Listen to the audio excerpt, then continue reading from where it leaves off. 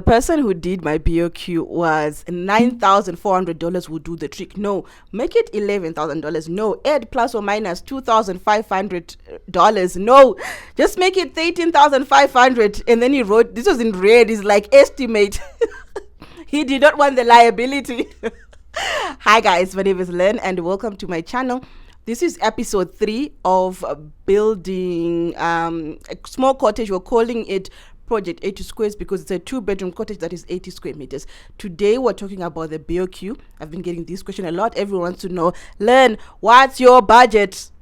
Honestly guys, I don't have a budget because everything is important. I can't pick and choose things, right? But we'll talk about that. However, we're going to be working with a BOQ, bill of quantities. This is that's like a rough estimate of what you should expect, right? As quantity surveyor should be able to do this for you at a fee.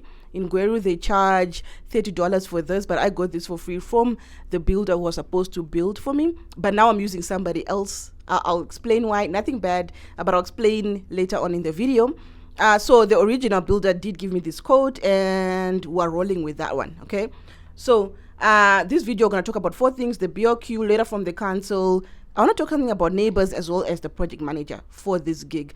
As you know, and a lot of people that are on this channel, you guys are not based in Zimbabwe, but you want to build something, so hence we've got the project managers, right? Okay, so let's talk about the BOQ, bill of quantities. Now, is it exact? No, this is like a rough estimate to guide you everything. Mine is going to be pinned here. This is what I got, something fancy. It was written on a paper, and this is what I got sent, like, hey, this is what you need to expect, right? So we've got brickwork at $3,615.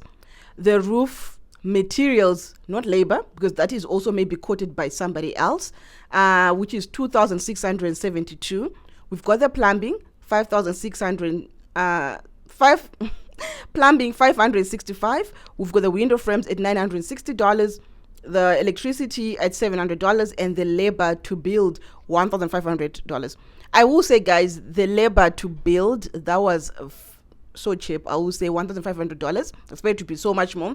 Now guys, this BOQ is for the foundation, superstructure, and the roof.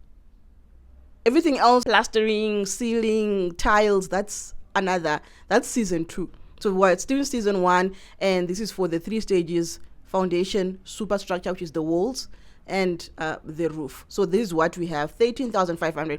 So I think towards the end of this series, we will check to see, like, hey, did we stick to $13,500 or not, and what were the extra costs? And I'm sure there are more costs that are going to be added on. We don't have, just for me looking at this, we have not covered the fuel to go and collect this brickwork. We haven't factored in how we're gonna pay our project managers. We haven't factored in water. Yes guys, you buy a lot of water when you're building. We haven't factored in security. So there are certain things that are not covered in this BOQ that you will need to think about. Okay, so that's the one.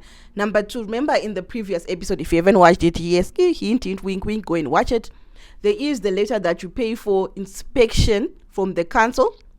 Like I said, I paid $450, but I did say I will need to remove some money because I was charged twice, double certain, not everything, certain items, because of they were factoring in the main house, right? But this time we're just concentrating on the cottage.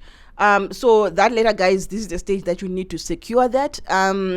It's like a form. I'll put it somewhere here so you guys can see. It's a form where you will see all the stages that need inspection to be done. So if you are not getting these things inspected, you will be in trouble with the council. So each time you'll know when, let's say, you're supposed to dig, you stop, the council guy comes. You don't pay them again since you've already paid. The council guy comes, checks, and then they go back, right? Then you go to the next stage, you do that. He comes, he checks. So guys, don't skip this stage. It's very important for your builders to know that their work is coming to be inspected. They'll do a good job. Also be confident that your money is being spent correctly on the project. There's nothing as terrible as having to do revisions. So this will aid in that, right? Mistakes can be corrected before we go fair. You guys get it, right? So I'll put I'm sure it's already here. So that's what number 2 is on my notes. Number 3, guys, I do want to talk about neighbors. This is the time for you to introduce yourself to your neighbors. I'll be open. Our land has been vacant for so many years. Everyone around us already has a cottage built, so neighbors need to know that there will be work being done on your site, so that they will be able to see who's coming, who's going. That's what I love about Zimbabwe. Everyone is, in most cases, right? People are friendly. They'll help look out. People will not be just stealing your stuff and leaving the site with things. Neighbors always keep an eye. They are quite good. You also get help with things such as water. It might not be for free, but it might be closer. My neighbor helped my project manager be able to spot the stand. I wasn't there. My neighbor even is the one that showed me my land and my pegs. So she's awesome. Her and her husband have been amazing so far in this journey. So guys, it's always good to introduce yourselves. Also, when the time comes, maybe you now want to do boundary walls, you need to again still go back and ask neighbors to say, hey, let's share, let's do this. So yeah, guys, it's a good thing. And lastly, guys, a project management. This is a very big thing, because I did write this so I didn't forget. Bevajinji hadzina mashe, too many cooks spoil the broth, right? You do need to assign someone to spearhead your project, I think. Unless you're going to be buying material and then you wait for the time you go back home and you build. But having one person be the go between you and contractors is very good, because number one, it minimizes a lot of he said, she said, right? Miscommunications. You have one person that is telling you things, not a lot of people telling you so many things at the same time. I know a lot of people are afraid to select relatives, to select friends. You can even select professional companies. There are lots of project managers. People have got degrees that can do that for you. You have to pay them. For me, not gonna lie, my dad is the one that's doing it. I'm paying him in hugs and kisses, and daughterly calls. So that has been great. However, lucky for me, again, my dad is an accountant, so lots of checks and balances. He's very good with reporting. All of these pictures, you guys can see my BOQ is a picture from him. You guys can even see the letter from the council. It's even in a folder file that he put. I know if it was me, it would be a paper that would be just flying around my house, but my dad is organized. And yeah, so far dealings with him have been on the straight. I've got nothing to worry about. So guys, I know some of you guys in the comments, I'll be like, my chichi. Yeah, nah, my hammer is solid. So there's that. So guys, that's the BOQ. What do you guys think? I'm trying to see if I've left anything else. No, I've not. BOQs, would you do one? Would you not? Have you done one for yourself? And do you think for the 2-bedroom cottage, I'm gonna put the screenshot here, do you think 13,500 is fair for the foundation, superstructure, and the roof?